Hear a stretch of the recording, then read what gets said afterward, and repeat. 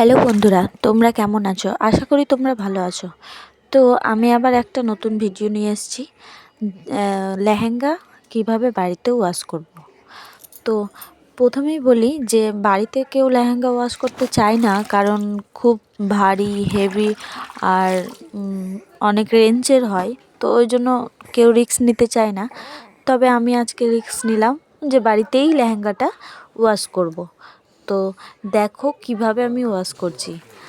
প্রথমে আমি দুটো শ্যাম্পু নিয়ে নিয়েছি, যে কোনো শ্যাম্পু হতে পারে, তোমরা যেগুলো মাথাতে লাগাও 1 টাকা দামের ওই শ্যাম্পুগুলো তোমরা নিয়ে নিতে পারো, বা তোমাদের যেটা বাড়িতে শ্যাম্পু আছে সেটাই, বা ইজিতেও খুব ভালো হবে। তো শ্যাম্পুই ছিল আমার হাতের পাশে, তো আমি সেই জন্য দুটো শ্যাম্পু নিয়ে আর একটু সার্ফ বালতিতে গুলে নিলাম। গুলে দিয়ে লেহেঙ্গাটাকে ভালো করে ভিজিয়ে দিতে হবে।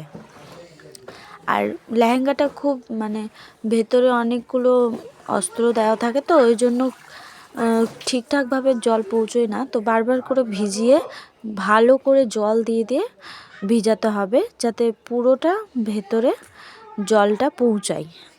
তারপরে হালকা হাতে ব্রাশ দিয়ে, হালকা হাত দিয়ে, একদম হালকা, কারণ নিচের পোর্শনটাতে একটু নোংরা জমে গেছিলো, কারণ মাটি টাটি লেগে গেছিলো, সেই জন্য খুব নোংরা হয়ে গেছিলো। তো সেই জন্য আমি ব্রাশ দিয়ে দিয়ে হালকা হালকা করে, একদম হালকা হাতে ব্রাশ দিয়ে দিয়ে সেই নোংরাগুলো ঘষে ঘষে পরিষ্কার করে নেব।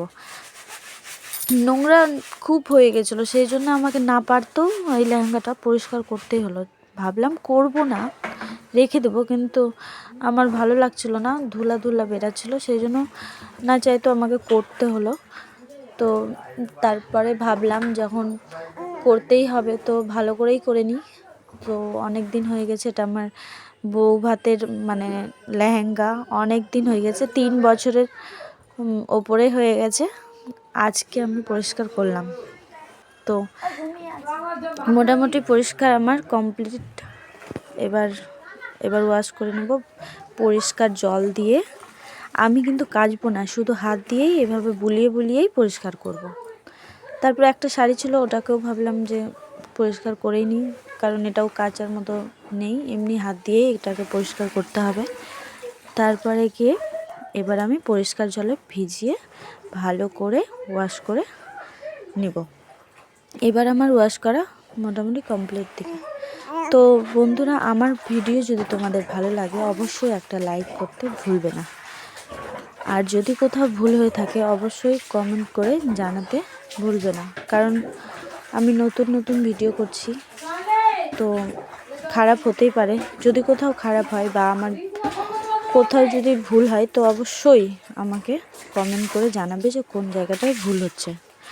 তো বন্ধুরা, টাটা, আবার দেখা হবে তোমাদের আমার অন্য ভিডিওর সাথে। টাটা, বাই বাই বন্ধুরা।